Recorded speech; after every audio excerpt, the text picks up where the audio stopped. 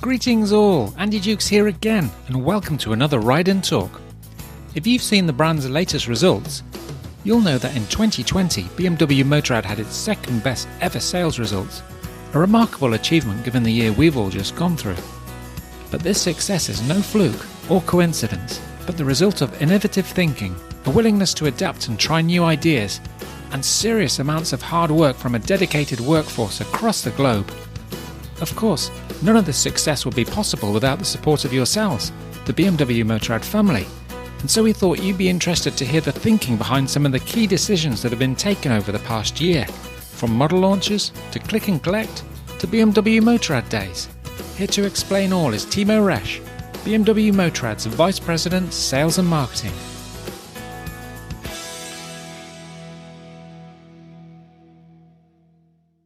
Timo, welcome to Ride and Talk. Great to have you here with us. Hi, Andy. It's a pleasure to be here. Thanks for having me. No problem at all. Now, the latest sales figures, they're seriously impressive, given all the challenges of 2020. It must have been a considerable team effort from the global BMW Motorrad family to achieve the brand's second best ever sales results.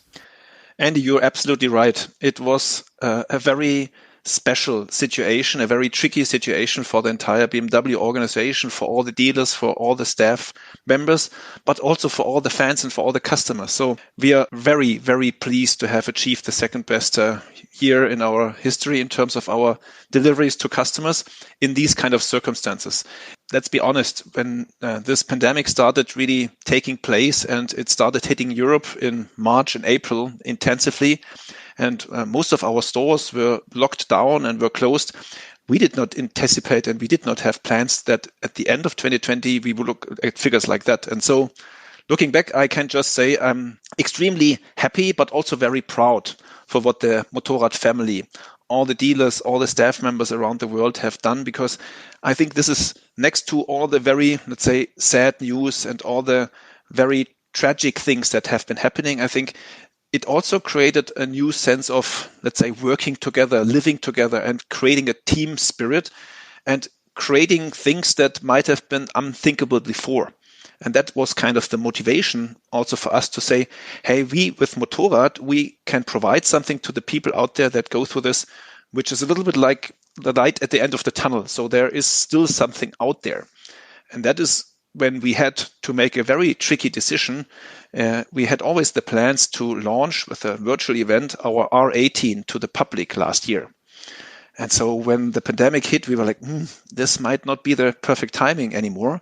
But then we turned it around and said, I think these are the kind of messages that people would like to see, so that they see there's still life out there and there's something that they can look forward to. And that's what's the mood that we kept on throughout the entire year with all of these model launches. Yeah, for sure. People always need something to look forward to, and you certainly provided them with that.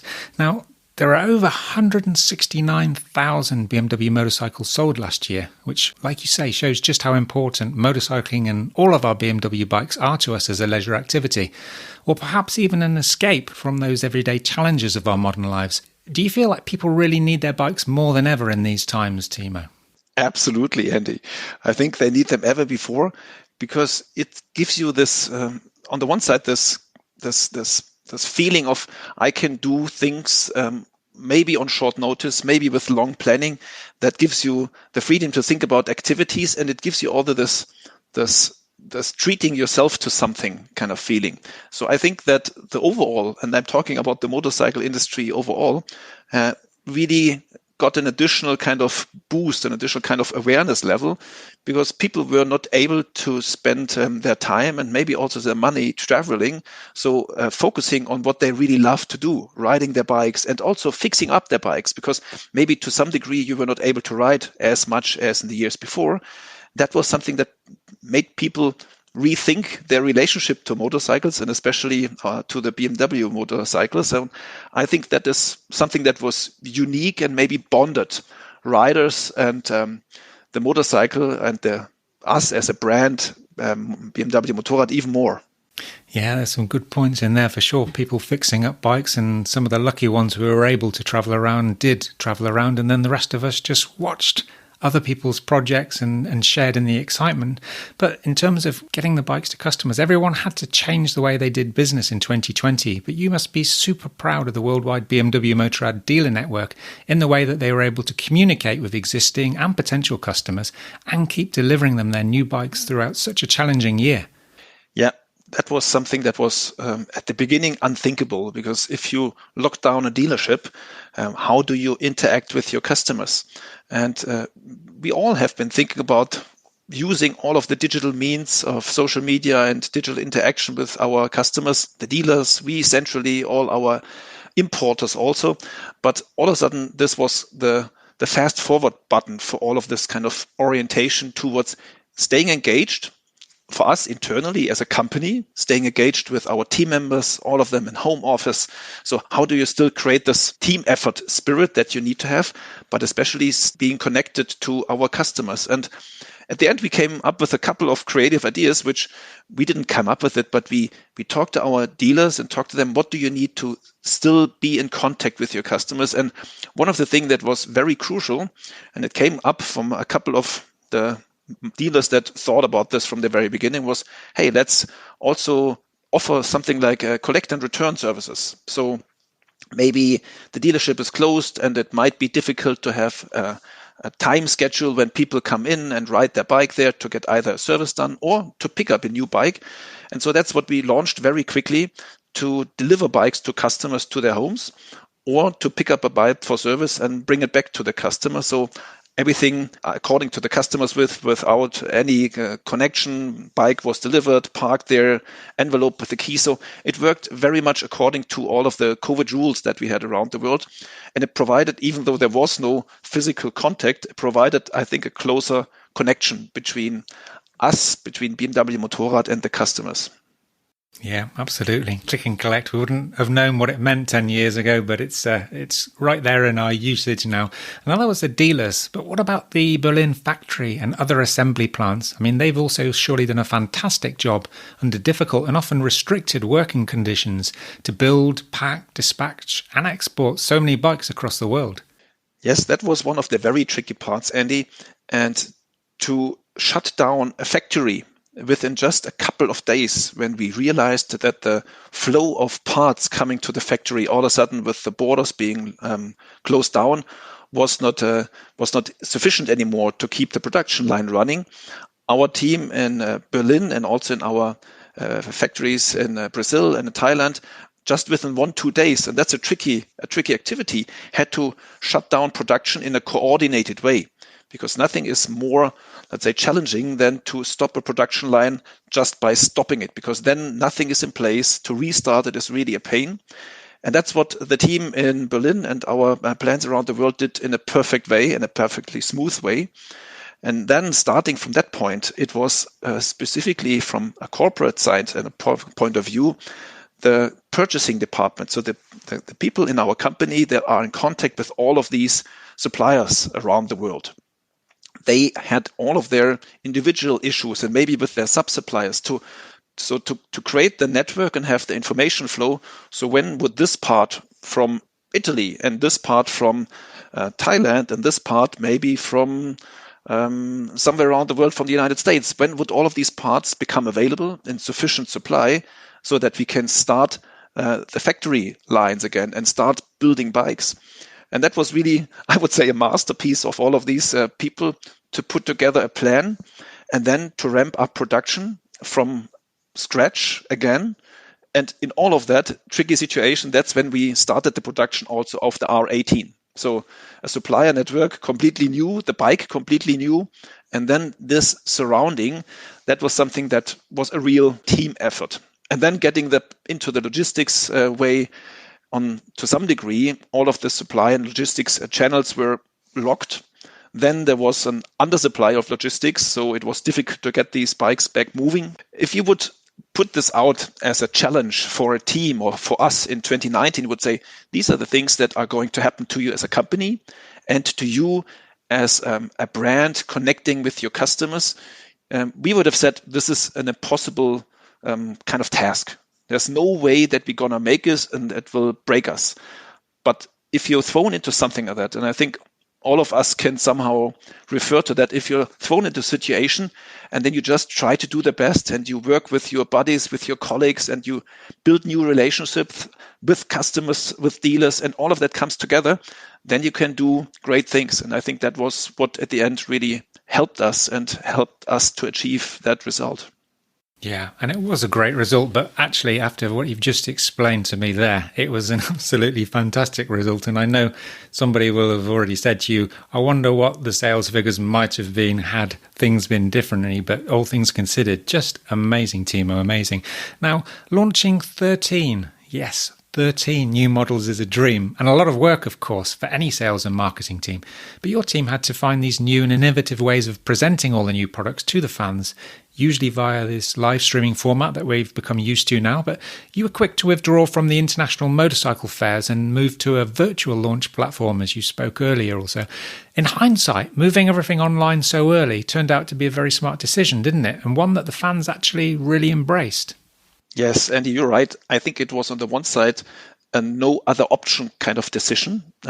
We could have postponed all of these model launches to a later point in time, but to what point in time?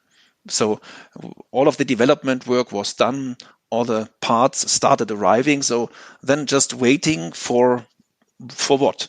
So we very quickly decided that the year 2020 will be a completely different year. And yes, it was a tough decision a decision to step out of some of the very, let's say, traditional standard formats of presenting bikes, because that's what we have been doing all the years in the past, which also to a very high degree made sense. But now things have changed. And that was for us this moment of truth to say, how can we interact with our customers, the existing customers or the new customers and the fans in a way that enables them to have the content when they need it, to also allow them to, or allow us at the same time to spread all of these messages across a couple more weeks and months, instead of pushing all of that out within just 15 minutes or one day together with all the brands at the same time. So we tried to make it to our advantage by changing to the online format and trying out new things. So for us as an organization, it was very, very interesting, but at the same time, a cool new feeling to be somehow forced to step into that. And then it turned out that the first couple of activities worked very well. And we said, yeah, we will not change now anymore. That's the new way forward.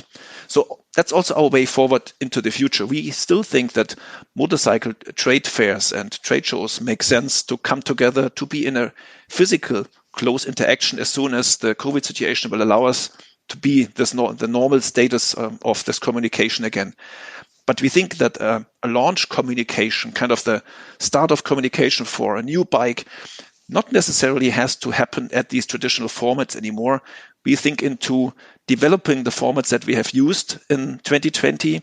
And we have also a couple of ideas for new formats on top of that, to use that as an interaction platform with our customers, with our fans, because then we can have direct interaction. We get lots of feedback, positive comments, but also sometimes comments with ideas, improvements, comments that also give us reason to think about some stuff. And this interaction is exactly what we want to have as a brand. We are very, very thankful for all of these people that react, that give feedback in both sides. Obviously, we're happy about positive feedback, but at the same time, we appreciate also other things that are being said about whatever bike we launched in the year 2020. So for us, that's the new way forward. Yeah, there's a lot of communication going on, and it's all good, in my opinion. But it was also a brave move for the brand to enter such a well-established market category like the large cruiser segment. And you spoke about the R18 earlier, of course. But despite all the challenges we faced in 2020, this storytelling strategy and that very successful Bavarian Soul Story R18 YouTube series, it was seen by so many worldwide. In turn, I guess it meant that awareness and demand for this big boxer was so high that not even a pandemic could get in the way. Yes. So as said before, for us, it was this crucial decision. Do we launch a new bike into this worldwide situation? And now it turned out to be the right decision, because I think people were very open and very receptive to a message like that. Yes, on the one side, a bold message for BMW Motorrad to step into the segment, because we never really We were never really part of the segment, but it still is in the worldwide figures. It's the biggest motorcycle segment in the world, the cruiser segment. And for us to step into the segment at this point in time turned out to be there was a little bit of a vacuum of other information in this kind of segment. So for us to see the customer reactions, to also see the reaction of the journalists, because we also had to try to find ways in this very specific surrounding to still allow some of the journalists to ride this bike early on, which was in itself a very tricky task, but it turned out to be, instead of an event somewhere abroad, we did this event in Munich, in the surroundings of the southern parts of Munich, and you can have fantastic motorcycle rides there as well. So yes, this was special, but at the same time, it turned out to be the right timing for the bike. And we still see that the more and more now throughout the year 21, dealerships will really be accessible again for customers. And also some of the events will start taking place again. Then we get even more people than the people that were just energized by the online connection to this bike, to interact with this bike, to test ride the R18, and to really find out that it's a very true BMW Motorrad DNA that is in this bike, and that it's a pleasure to ride and also a pleasure to look at. Absolutely, yeah. There's a lot of people queuing up to ride it, that's for sure. Just going back to the sales figures again. Last year, you also saw an impressive 33.7% growth for BMW Motorrad in the Chinese market. So which BMW bikes are doing well over there, and how do you expect this trend to develop? The Chinese motorcycle market, Andy, is in itself, I think, something that we all can expect many more big things to come from. So we have invested very early in a dealership network in China when everyone else still thought about China being just focused on small, just bikes that are focused on daily commuting, being maybe in a very affordable price range. And we thought that the Chinese motorcycle market to some degree has the potential to do similar things like the automotive market. Obviously, being part of the BMW group, we have very intensively seen what has happened in the last 20 years with the Chinese overall automotive market and the premium market. And yes, there's a certain time delay, and there's a certain specific situation in the Chinese motorcycle market, considering that a lot of cities still have riding bans, that in some of the cities it's very expensive to get license plates. So it was a smart strategic investment to start building up this motorcycle market, but now it starts to pay off. So in 2020, we sold almost 12,000 bikes in China. So China is now becoming one of our number 5 top selling markets. It's really increasing in terms of its speed even more. So by the end of this year, we will have more than 65 dealerships in China. And it's really giving us this confidence that the Chinese motorcycle customer are really very keen on having BMW Motorrad products, high quality products, products that come with a brand and an aspiration that really is very close to what the Chinese customer want to have. And so we are happy to see that our organization there has this close connection to the dealers and to the customers. And sometimes they are surprising us with activities that they show us what the pace could be, developing formats in interaction with customers even forward. So the most sold bikes in the Chinese market are obviously our entry-level products are highly appreciated there. So our 310 models, the GS and the R, are selling well. But at the same time, our scooters, the C400X and the GT, are doing very well. But this is obviously kind of the entry level. At the same time, we see very good sales of the GS Adventure. The GS Adventure is selling even more than the regular GS. So you can see that there's a clear identification with these customers that they want to have the top of the line product. They want to have the bike that really, when they are sitting on the bike, when they're riding, it gives them this confidence of that's the coolest thing I can have on 2 wheels. And so for that reason, we are happy with the distribution of the sales. Good entry-level new customers, at the same time, top of the line bikes. And this year, in 2021, we will introduce the R18. So we have not launched the R18 last year. And bikes like the RR, the S1000 RR, will be launched also this year. So we have even more products in the pipeline that are helping us to make 2021 also another really great year for the Chinese motorcycle market. Yeah, that's going to be a really, really interesting one to see that one develop. And obviously, we've got two Chinese teams in the 2022 International GS Trophy, and I think that's just going to set the ball rolling even faster. But just going back to the 310 models you mentioned earlier, doing well over there, there's been strong performances in that under 500cc segment for both of those bikes. I think they've contributed more than 17,000 sales last year. So that's a great result, and perhaps an even better sign for the future, isn't it? Given that these entry-level models, they're often the starting point of a long BMW Motorrad customer journey. Yeah, you're absolutely right. For us, the 310 models both really demonstrate that it was a good decision to have an offer in this price point, and some bikes that give you, especially people that come either fresh to the motorcycle market overall, or people that are re-entries, or people that are stepping up from another brand and would like to be part of the BMW Motorrad family. So both of these models work very, very well. The 310 GS is even above our top 4 sales bikes of the entire lineup. So you can really see that this is something that is important to us.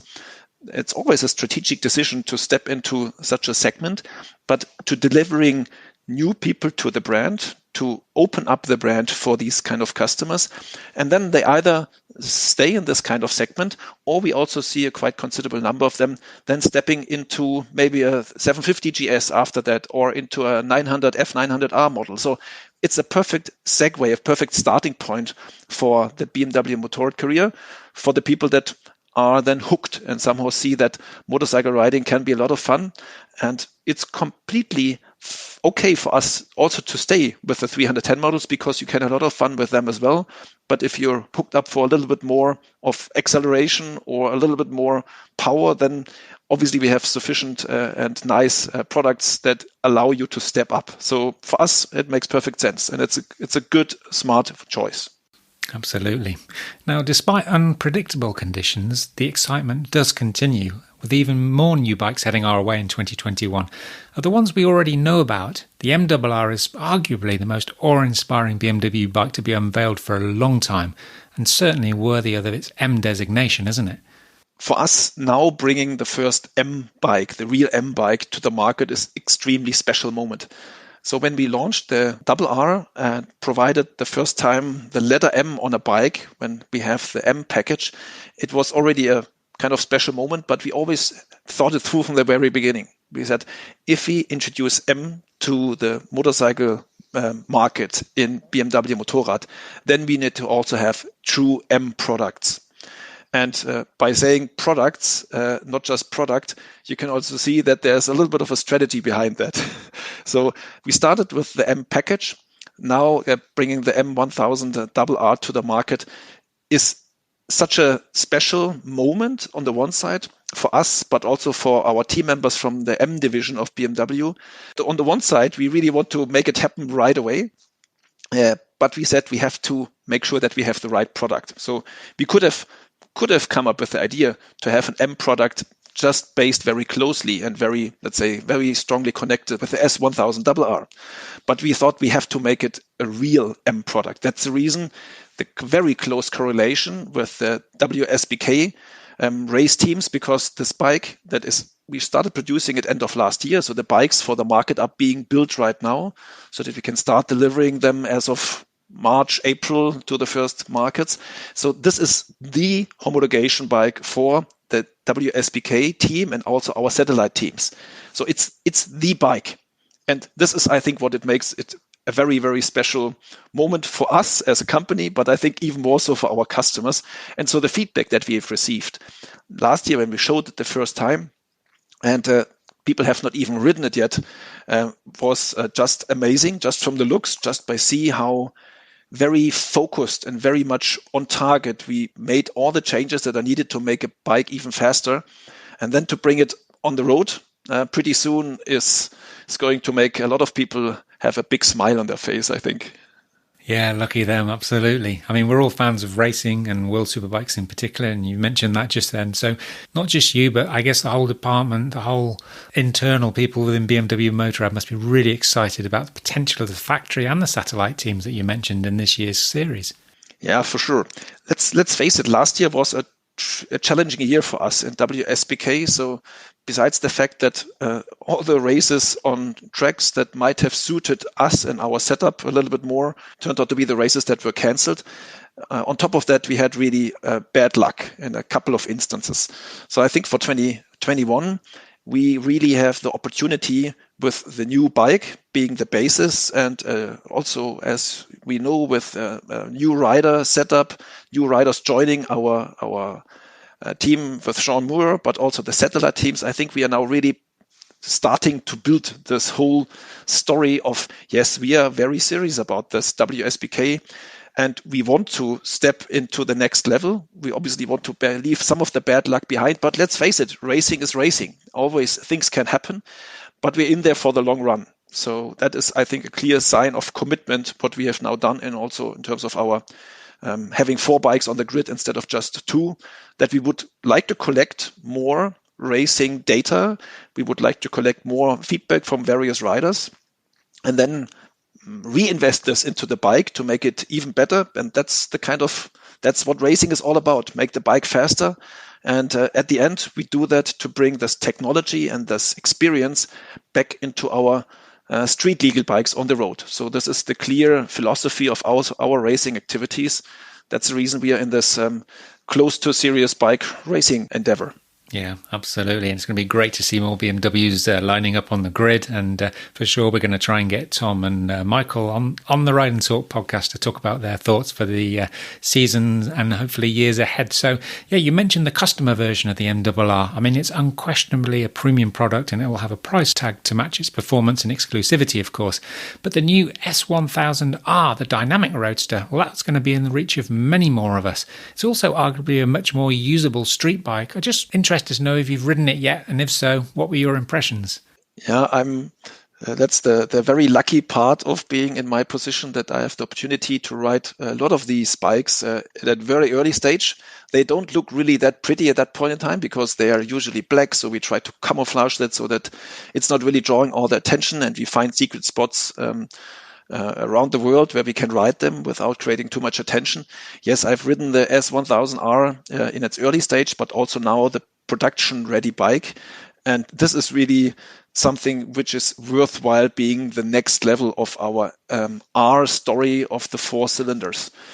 I think with its predecessor, we already have been able to somehow redefine this segment and really make customers aware of the BMW Motorrad brand to levels that they have not really put together with the BMW brand before. Obviously, all of the DNA, all of the technology coming from the R, and then putting it into a package which makes it a little bit more, let's say, street usable and accessible. And that's also the reason that we decided on purpose to stay, for example, with 165 horsepower. Because if you ride it, this is so much more than what you ever need. And the fun that you have with this bike is there's just nothing matching it. Absolutely, yeah. I wanted to just turn from super sports and super bikes and dynamic roadsters towards e-mobility for a moment, because I can definitely see an increasing interest in this among BMW Motorrad fans. I mean, the CEO4 e-scooter, that generated a reach of almost 9 million people within the first 5 days of its live stream unveiling last November. So those impressive numbers, Timo, would suggest that the time is right to bring more e-products into the portfolio. I agree with you, Andy. It's time to bring more products with electric propulsion into the motorcycle business, and we have to do it in the right kind of steps.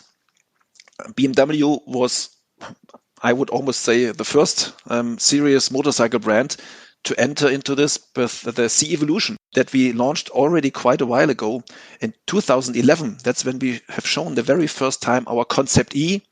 In 2014, then we launched the serial bike. And in, I think it was 2017, that was the Villa d'Este event. That was for me the very first time that I was part of this motorcycle team, because in 2017 I joined BMW Motorrad. Then we showed the concept Link as a bike that everyone thought, this is just one of these concept bikes again. It doesn't make sense to show it because it will never come to serial production. And we have shown with this bike that we can really radically change the perception of a scooter. And the really cool thing is The bike is very, very, very close to what we've shown at the concept link at the Villa d'Este. We have now shown at this definition CEO4, which is a very, very closely linked product to the serial production CEO4. And so keeping all of this design language, these flat surfaces, having this new technology approach of battery at the very bottom that provides good maneuverability, low center of gravity, and it's answering the question of electric mobility on two wheels in the cities in a perfect, smart way, in a way that also is a design statement. It sets you apart. It's a little bit maybe provoking to some, but at the same time, it gives you reason to feel confident and proud being on this product. And I think electric mobility will also play a crucial role in the motorcycle industry in the future. For the, let's say, foreseeable 1 to 3 years, I think it's exactly the right propulsion to bring that additionally into the urban environment, because riding range, I think, is something that still a lot of our fans, a lot of motorcycle enthusiasts are considering as a very important asset. So having maybe slightly above 100 kilometers of range on an electric scooter, perfect sense. For, let's say, a GS to have 100 kilometers of riding range, it might be a little bit difficult. So we see these being the very much customer-oriented and technology-provided steps into electric mobility. But we have already shown with our concept, as we call it, our electric power roadster, we have shown that the motorcycles are also going into this direction. And there are our future plans. And we have already lots of really, really cool ideas around electric motorcycles. But we need to make sure that we are putting the right level of emotional connectivity into such a product. I think electric motorcycles will, like motorcycles, always be bought because of the emotional connection to the product, not because of reasons that you put a pencil out and you calculate this or that as a factor. So the emotional connection, which also needs to be substantiated by the enough riding range, is going to be decisive. And that's also the point in time when it starts making sense to have an electric motorcycle from BMW Motorrad on the market. Yeah, you can never take the emotional connection out of it, and it's great to know there's a clearly defined strategy there, so we'll all be watching that one with a lot of interest. Now, we've hardly mentioned GS until now, really, but clearly they're still a large part of the approximately, I think it was 80,000 boxer-powered Beamers sold last year. Within the GS community, everyone's still raving about the 1250s, of course, and the 40 years GS models that came out towards the back end of last year. You've just announced the location of the 22 International GS Trophy Finals, and the global markets are already on with organising their national qualifiers. So clearly there's a lot of excitement out there. You've personally seen at first hand how strong the worldwide GS community is. So do you see this success story continuing long into the future, Timo? For sure. I think this is one of the strongest assets that we see, the GS community, this feeling of being together in this. And for that reason, for us, the GS Trophy is one of the holy grails of us as a brand and in terms of interaction, because what more can you wish for? We have this very close connection in all of our markets around the world that participate in these national qualifiers. That's where people, just for the fun of it, or because they're very seriously considering becoming one of the top qualifiers in the market, are having a great time together. I've visited quite a number of these national qualifiers around the world, and it's always the same spirit. It doesn't matter where you go to, it's always the same team spirit. Yes, there's a little bit competition in there because there's the potential to be part of this national team and being sent to the international GS Trophy. But at the same time, they are still helping each out. It's still one big community. And then bring all of that together in a remote location somewhere around the world. And I'm very much looking forward to 2022 in Albania. I think there's probably nothing really better in life for a lot of our customers, but also for us at the BMW Motorrad headquarters, because that's the moment of truth. That's when you can really see, is this connection still there? Has it evolved? What are the feedbacks?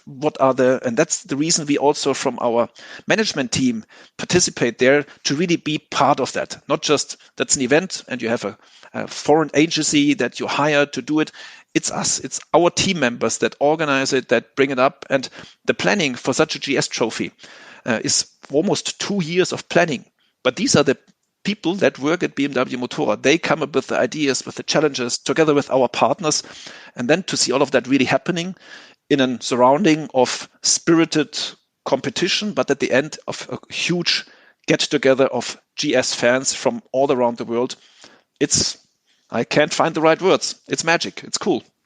It is. It's unbeatable, and it's fantastic to see all the buzz around social media since the location of Albania was announced, and it's fantastic to see past participants and marshals really encouraging more and more riders to get involved. And this year, something that I've noticed, I'm seeing a lot more individual riders from various countries actually posting videos of themselves starting to train already. So yeah, the competition's going to be even more intense than ever, that's for sure.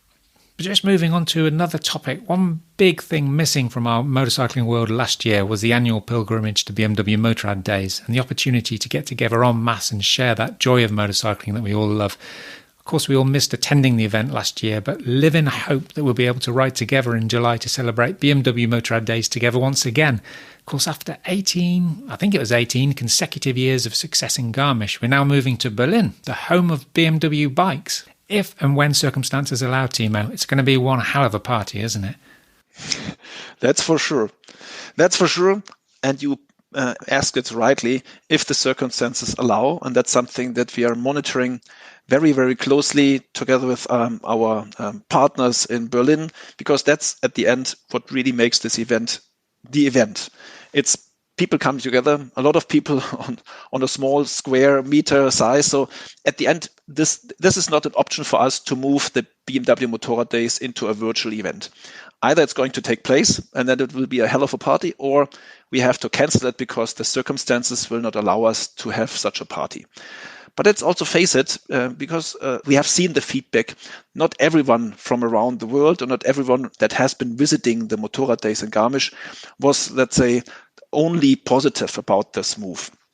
But for us to bring us as a brand in the connection to our customers to the next level and to open up to also us the other customer segments without leaving behind the existing fans, we wanted to bring it to the next level. And that's also the reason for us that we decided, after fantastic years in Garmisch-Partenkirchen, with a great relationship with the city, with the people living there, with the entire surrounding. Yes, it was a bold decision, but at the same time, I think sometimes you need bold decisions to move things forward. And the potential that we see in a city like Berlin, even with all the activities, and I cannot now go into the details, but the planning sheets that we have really give you a good idea that we are really taking care of all our customer groups, all of our fans, and can really offer something that is very much custom tailored to their need. But we can do it to even more customer types and also to overall more customers than we have been ever able to do that in Garmisch-Partenkirchen. That was for us the driver. So we all keep the fingers crossed. We all hope that it's going to take place. But at the end, the next couple of weeks will tell us where we have to just be very open-minded. And if things are difficult and the circumstances are not opening up the opportunity to do this event, then it's not going to take place. Yeah, fingers crossed on that one. Well said, Timo. Absolutely. Now, finally, as we continue our journey into 2021, it sounds to me as if BMW Motorrad fans have a lot to look forward to. So what would your message to all of them be at this time, Timo? First of all, I would like to thank all of our fans, all of the people that have some connection to BMW Motorrad for being so close to us. I think the connection, and that was something the year 2020 even more highlighted, the connection between a brand and the customers is the most important asset that you can have. And therefore, I would like to thank all of you for all of your feedbacks, for all of your interaction on whatever channel, either at the dealership, on social media, or on emails, because that's what makes us as a brand being alive, being in interaction with customers. Yes, as I said before, sometimes also going through maybe difficult times together, but then making something even better out of this. Or if we are able to not even have difficult times, just to have a great time together. So thank you for being closely connected to us and being such, let's say, good sports in all of that, because at the end, we are together in this. We at BMW Motorrad, from the brand side, in the headquarters, in all our national sales companies, and also at the dealerships, we are all riders. we all enjoy exactly the same thing that you are enjoying. And that's the reason the passion, I hope, in everything that we do can really be felt. At the end, we like to ride as much as you do. Sometimes that's the lucky side. We get to do it, at least some of us get to do it as their job, to test ride secret bikes in secret locations before they're on the roads. Sometimes we have to sit in the offices while you have a great time riding. So I think it's a win-win for both. But at the end, I think this connection is what makes it special. So thank you for the year 2020 and being so close together for us. But even more, let's stay on this path together. We have in the year 21 cool bikes that are going to come to the market that we have talked about last year. Talking about the M1000RR, talking about the S1000R, talking about the R18 Classic, and even more things that we have not even communicated yet that will come in the second half of the year. So again, a full array of new models that will come to the market, that will be announced. And let's just continue to use this energy of motorcycle riding, of this idea of being on bikes, either on your own, having a great time, or enjoying this time together. I think this is uniting us, and let's continue on that path. And that's the reason we still believe that our claim, make life a ride, has never been more true than it is right now. It helps us in good times. It also helps us in times like we still have in most parts around the world where the COVID situation is not solved yet, and it might take a couple more weeks and months. But this is uniting us, and that helps us to get through. And at the end, making life a ride is what makes us strong and gives us energy for whatever we do. Yeah, and what brings us together. That's brilliant. Well said, Timo. Fantastic. Well, that's about it. Thanks once again for coming on Ride and Talk, Timo. It's been a real pleasure chatting with you about all of these topics, and I know everyone out there is going to really appreciate all of these insights from you and the team in Munich that they've heard today. So we wish you the best for the year ahead and hope to see you on the road somewhere soon. Thank you very much, Andy. Thank you much to everyone, and see you and talk to you soon. Bye-bye. Thanks, Timo. We really appreciate your time today. And I'm sure everyone listening out there has enjoyed learning more about the strategies, the dedication and the passion from all those within BMW Motorrad. 2021 is already really shaping up to be another special year, and there's a real sense of growing optimism among motorcycling fans, that's for sure. Loads more to come on the podcast front over the coming weeks too, so subscribe and stay tuned for some excellent episodes of Ride and Talk coming your way soon, including a few big surprises. Take care out there and bye for now.